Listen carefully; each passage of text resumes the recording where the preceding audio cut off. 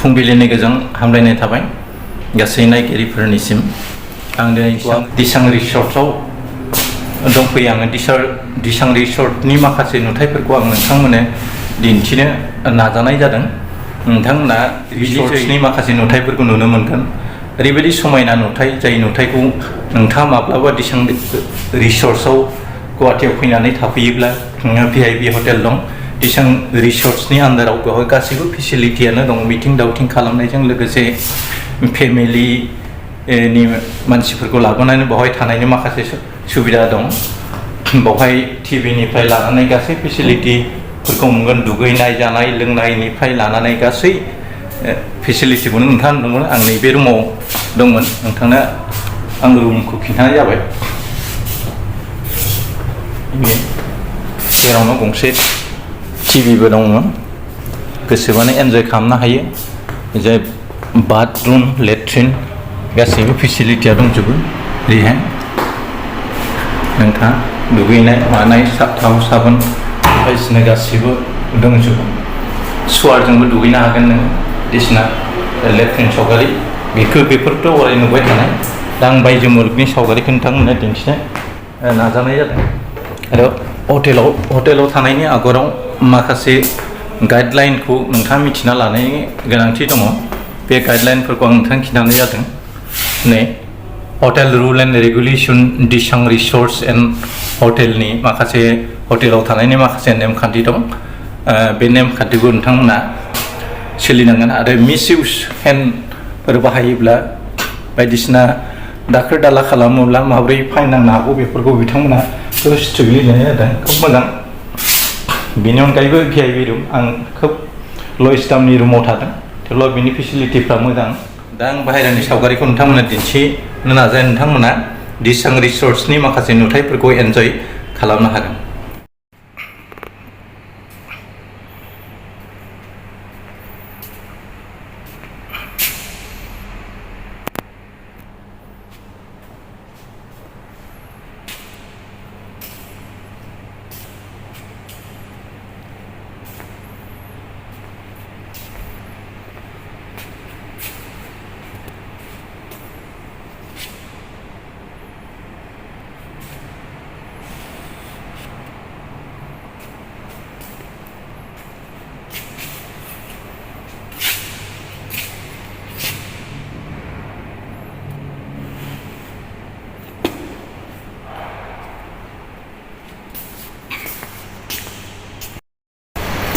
गाहाय फारसे ओंखारलांगासिनो दं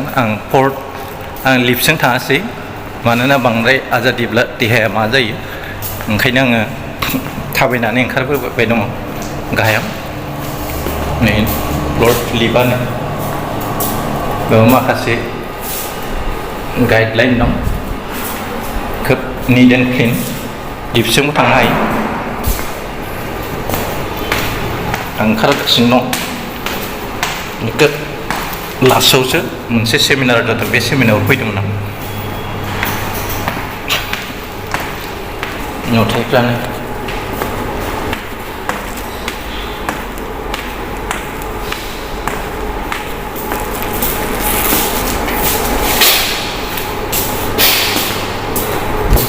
फेसिलिटि दं जों माखासे नुथायफोरखौ नोंथांनो खिन्थागोन आं ओंखारगासिनो दं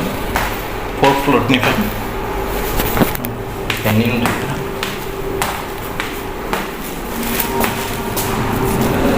sudah aina naik baju senang naik facility mana ya kita cara di 46 biga area di area kaisonnya jadi ya VIP hotel kaisonnya parking yang legasi kasih sudah ada ya Kucing kamu nanai atas facility dong ada. Ini area ini kawan, Rio. Ya, menyesal ini aja tuh.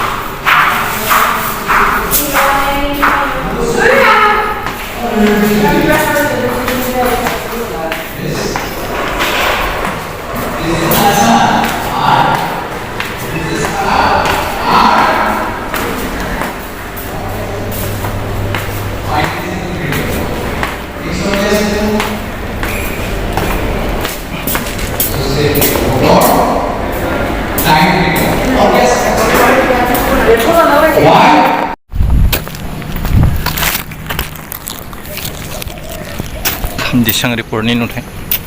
बिराद समायना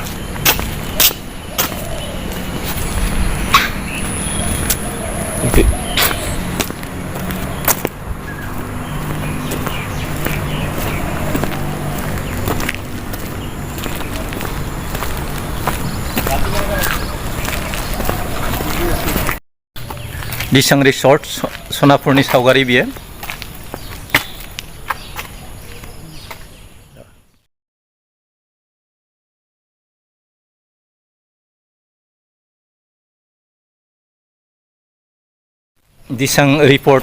Dichang Resort बे खोब समायना गुवाहाटीयाव थायोब्ला नोंथाङा बावहाय फैयोब्ला नोंथाङा ड्रिमलेन्डआव थानाय बायदि मोनगोन गोबां भिआइपि मानसिजों लोगोसे फेमिलि हारसिं सिंगेल थानो हानायनि खोब सुबिदाफोर दं आरो जों दा फुंनि पार्किं खालामबाय दं गथ' सानै खोब मोजाङै बेरायदों गुड मर्निं माय डियार साइल नैबे गारि जों मोनसे प्रग्रामाव फैदोंमोन आरो बावहाय हर थाबाय लोगो सासे दं दा आं खिथाथ'आ नोंसोरनो लास्ट टाइमावसो खिन्थागोन सासे क्ल'ज गारि ड्राइभार होननायनिख्रुइ लोगो होननाया मोजांसिन आरो दा आङो सावगारि खिन्थाथ'आ लास्ट टाइमाव नोंथांमोननो खिन्थागोन नोंथाङा बिसि फिसा लानानै गथ' गथाय लानानै फैयोबा गथ'फोरखौ टाइम पास खालामनो हानाय माबा दं आरो बे गेलेग्रा जायगा दं माखासे शिब भक्तफोरनि थाखाय शिब सिबिग्राफोरनि थाखाय शिबनि मन्दिर दं आरो बै मन्दिरा आरो बावहाय खुदियाफ्रा आरामसे मानो हायो आरो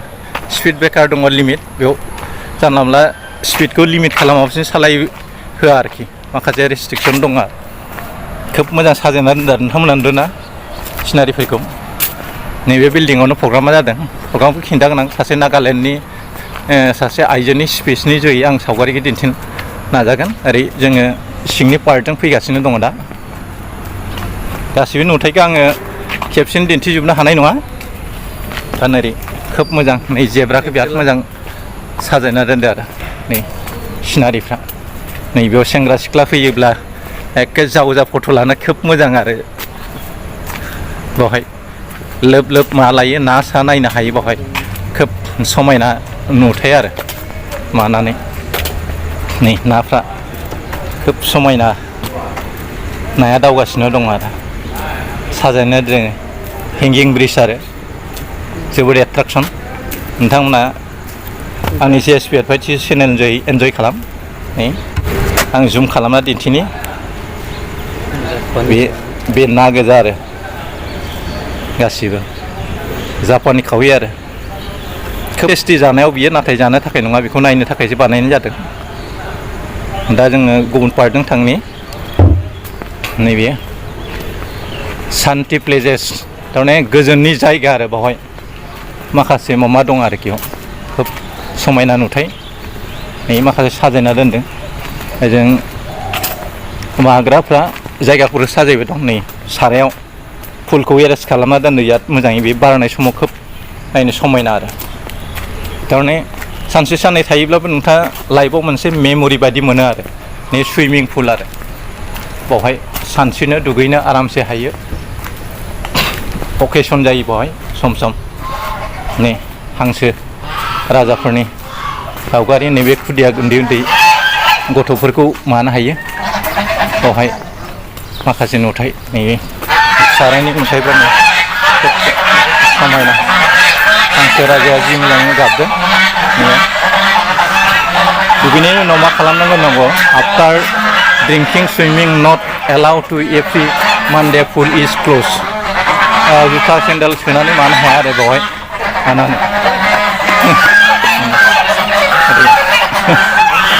सिनारिफ्रा खोब मोजां आरोखि हानानै हांसोआ मानो नागिरदों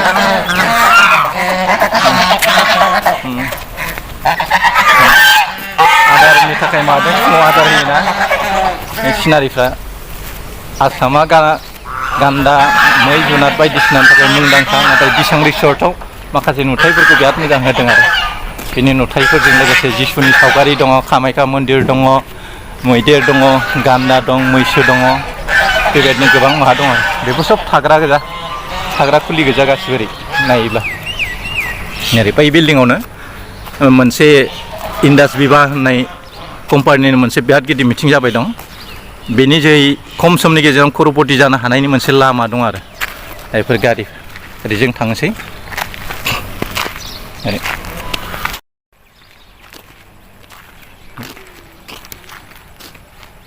जों थाबायगासिनो। सार नोंथांनि सिनायथिखौ होदो ओरैनो एसे।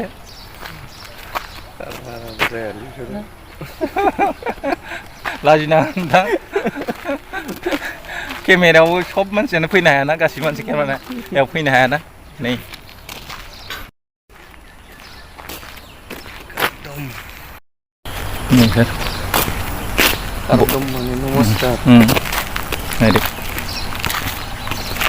खोब मोजां सिनारि आरो आं बांसिन सिनारिखौ गुरुत्थ' होदों।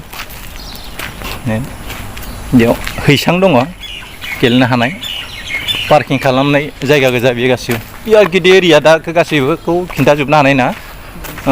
समा खम, बेनिखायनो आं गासै सावगारिखौ नोंथांमोननो दिन्थिनो हानाय नंला, बेनि थाखाय सरि बियो। दा जि हायो आङो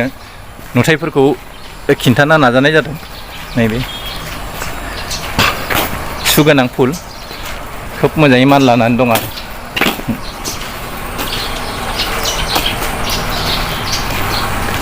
बेफोरो आंखौ बाहाय दं नैयाव, गाज्रि माबाफोरखौ बोरै बाहायनांगौ सब मा दंजोबो। ओरैबो थांनाय लामा दं, खोब मोजां माबा आरो सिनारि। ओरै गासिबो मेंरुयोबा बेफोराव जिरायनो हायो, बेफोराव फट' लानो हायो, बायदिसिना सुटिंबो खालामनो हायो। खोब मोजां सिनारि। नै गोबां गाइडलाइन दं बावहाय। भूमि donated by Bali Prabha Gogoi, foundation stone laid by Suveta Gogoi on this 27 day of December 2013 Sonapur Guwahati. बेखौ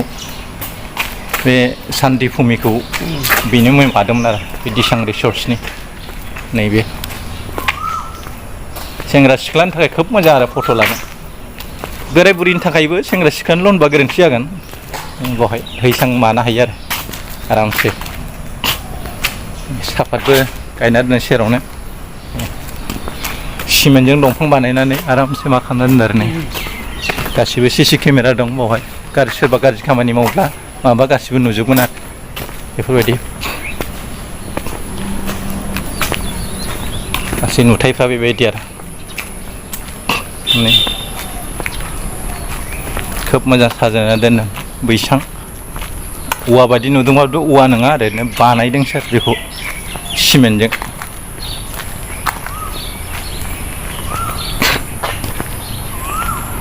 सेर सेराव फुलजों लोगोसे खाक्सि बायदिसिनाबो गायना दोनदों।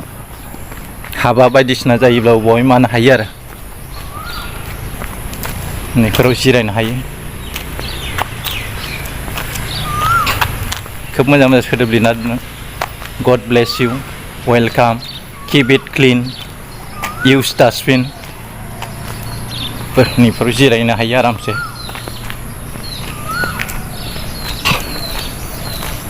नै सेल्फिनि थाखाय खोब मोजां आरो। नै दिसां रिसर्ट्स।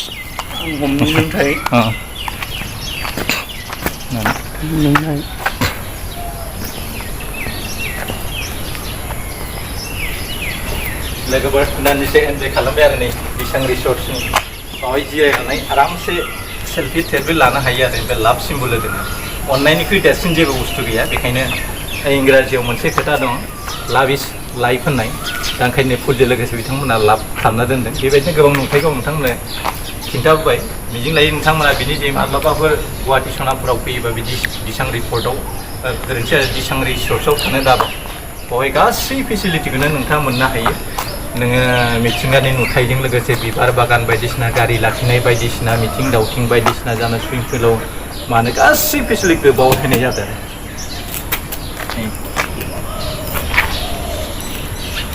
दा आङो माखासे पार्टखौ खिन्थानो नाजानाय जादों। बिथाङा खोब सिम्पोल मानसि आरो बिथाङा आं बाराद्राय हाइ फाइ मानसिखौ बारा मोजां मोना आरोखि बिराद लाइफ स्टाइल देखायो आं दा बिराद सिम्पोल गाद्रा गुद्रा माने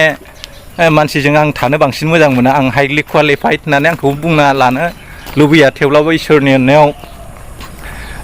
आङो पोस्ट ग्रेजुवेटखौ खालामदों MA खौ दा बेखायनो आङो आंनि इउटुब चेनेल जाय माखासे नुथायफोरखौ नोंथांमोननो खिन्थानाय जाबाय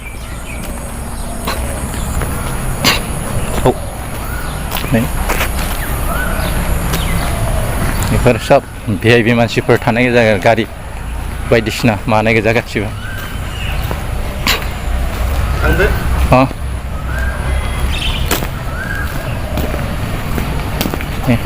ओरै जेब्रानि सावगारि खोब मोजां साजायनानै दा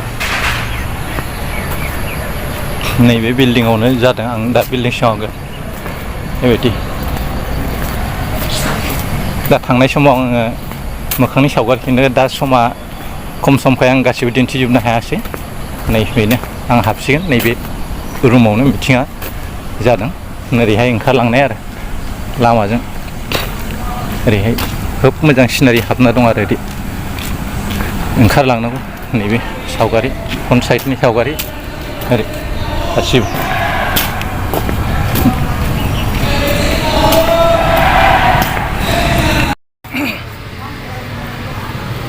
दिचां रिसर्ट्स गोबां मानसि एन्जय खालामगासिनो दं गासै सावगारिफोर खिन्थानानै आं दसे बेरायदो दिचां रिसर्टनि नुथायखौ आं सिगाङाव खिन्थाबाय नै गोबां मानसियानो सेल्फियाव बिजि लाइफआव बयहाबो मोनसे नोजोर लाखिनो लुबैयोना गोबां मानसिफ्रा सेल्फि लादों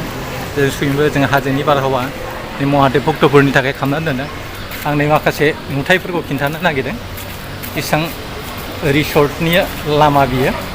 मेन गेट बे मेन गेटनि आं सावगारिखौ खिन्थानाय जादों नै गासैबो नुथाय ओजोंबो ओरैबो दिचां रिसर्टआव साजायनानै दोनदों बिरला सिट मोनसे समाव मुगलफोरखौ होखारहरनानै जोंनि आसामखौ रैखाथि होदोंमोन लाचित बरफुकन बिनि सावगारिखौ सनमान होना दोननाय जादों नैथिं स्टाफनि थाखायल' बियो नै आं सावगारि खिन्थादों नै बिरला सिटनि सावगारिखौ सनमान होनानै दोनदों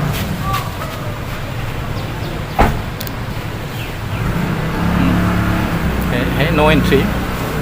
ओजोंहाय दङ गोबां सावगारि खोब मोजां बिल्डिं आरो ओरैहाय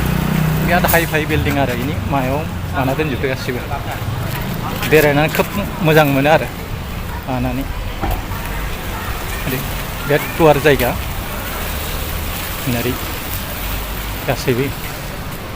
देखासां नैरै नैबेयाव खोब मोजां सिनारि मोसौ मानै साजायना दोनदों आं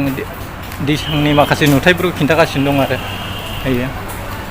इसोरनि सावगारि मोनसे फाख्रि बिफाङाव साजायनानै दोनदों हिन्दु माइथलजिनि माखासे सिम्बलफोरखौ बेवहाय नुनो मोन्दों ओरैहाय बे गासैबो बे माबा गोजा स्टाफनि माबा गोजा आरोखि सावगारिया नै माखासे सिनारि ओरैबो थांनो हायो ओरै थायो गेम जन बेयो गेलेग्रा खुदियाफोरनि थाखाय जों गोबां थादों ओजोंहाय मा जाजोबदों नै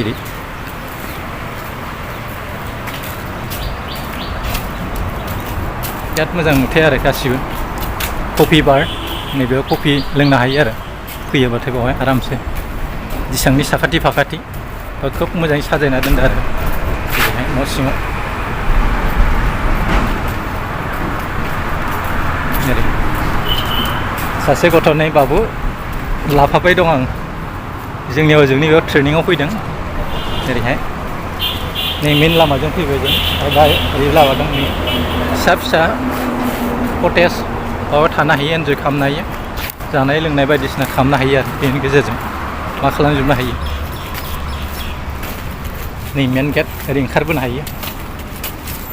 ओरै मिथिंगानि नुथाय कृष्णचुरा बारनाय समाव खोब मोजां नुयो आरोखि नै मेन लामा बियो सनापुर बेजों फाथासार खुसि थांनो हायो ओरैहाय गुवाहाटीनि मेन माबायाव हाबहैनो हायो दिचां रिसर्ट सनापुर हाजो खाथि साखाथि बाखाथि हाजो दंजोबो गासिबो ओरैहाय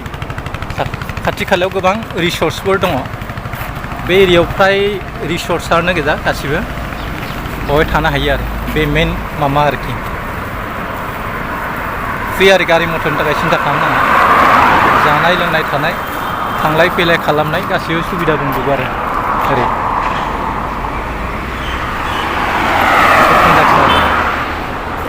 दे जों हाबफैबाय दिसां रिपर्ट साइनबर्ड माखासेखौ खिन्थानाय जादों ओरैहाय मेन माबाया जों अपेन मानानै दिसां रिसर्ट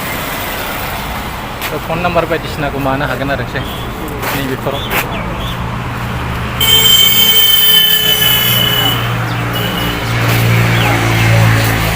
जों हाबफिनबाय आरो सिङाव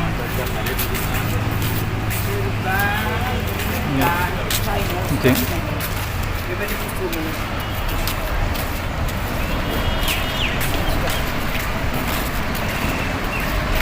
हेल' सार हाउ आर यु फाइन नै क'क्राझारनि सासे लोगो मोनदों बिथाङा ट्रेनिङाव फैदों ट्रेनिङाव माबायदि मोनखो नोंथाङा ट्रेनिङाव मोजां आरो जेसेबां फिल्डआव वार्क खालामदों खामानि मावदों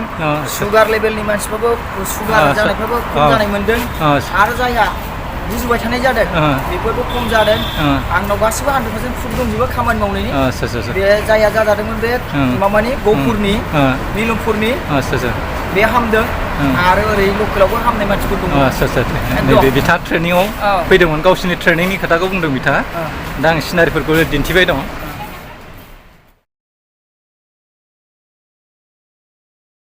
दे आदा सार थेंक इउ ओरै सिनारि खिन्थाजोब्बाय आरो नै रेस्टुरेन्ट मोजां नायख'नो हायि गोजौ आरो सिनारिखौ नायनो हागोन आरो ओरै गासिबो मोनबाय खोब इन्टारेस्टिं आरो माबाफ्रा नुनाय माखासे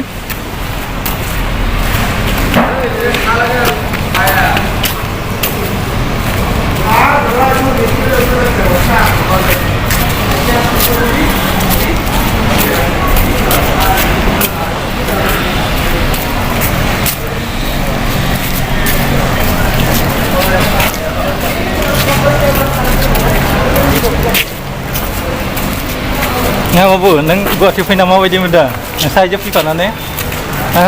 macam muda. Bungna ubra, malah sih. Kitchen dia apa sih? Biba kau kanan nama muda.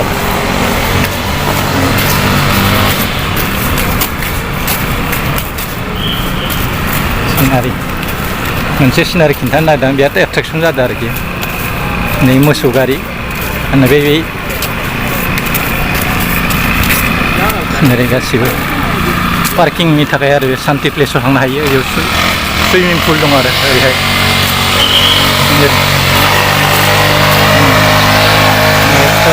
गारिफोरा आरो खुदियाफोरनि गेलेनो थाखाय बानायनाय जादों आरो खोब मोजां खालामनाय जादों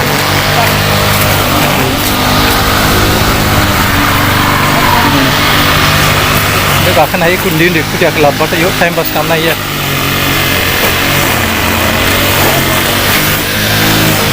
बेयावनो ट्रेनिङा जागासिनो दं दे ओजोंहाय हाजो दङ हाजोनि गाहायावनो आरो नै गांसोखौ आरामसे मेचिनजों हाबाय दं माने खामानि मावग्रा गथ'आ खोब मोजां गांसो हायै हायै बिदि साजायना दोनो आरो बै बानायना दोननाय माबा आरो जेब्रा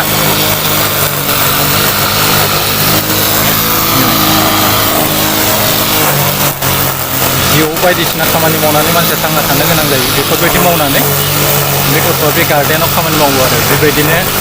गावनि थांना थानायनि माखासे राहा लामाखौ खायसे बिदिनो उन्दै फिसा खामानि मावनानैबो लानो गोनां जायो आरो खोब मोजांसिन आरो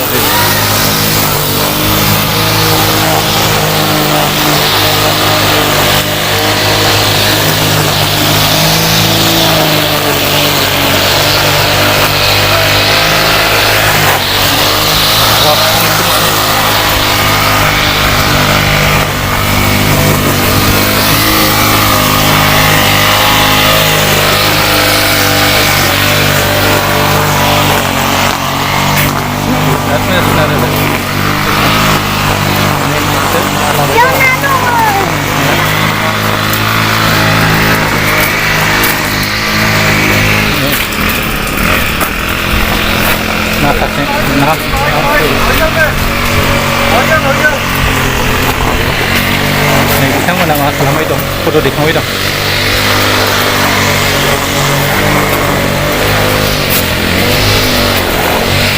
ओरै आरो दा आङो बेखिनियाव नोंथांमोनहा खिन्थाखाबाय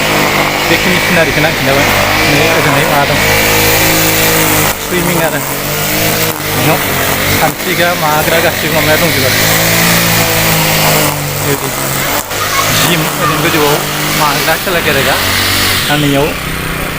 माबा दं सानस्रिग्रा आर्टिफिसियेल ओरै औवाजों बिदि साजायनानै दोनदों आरो नै गाथ'आ लिफआव गाखोलांनो हायो बिराद गोजौ बिल्डिं आरो नै बिथांमोना ओंखारबाय मानानै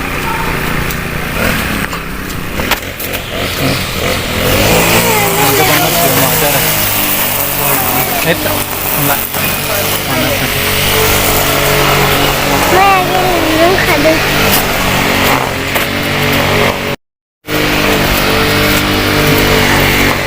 गोबां सिनारि खिन्थाबाय थाबाय दं मानानै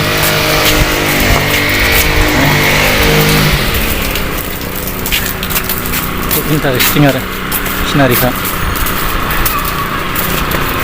नै मोनसे समाव गारि मटर गैयियाव बेफोरजोंनो जोंनि आसामाव सालायोमोन ना माइ रोगानाय गारि होनाय हिन्जाव गोदान लांनाय मोनसे समाव जायोमोन आरो बेफोरो ओरैहाय ओजोंबो हाजो ओजोंबो हाजोनि गेजेराव दं आरो मेइन बिल्डिंआ आरो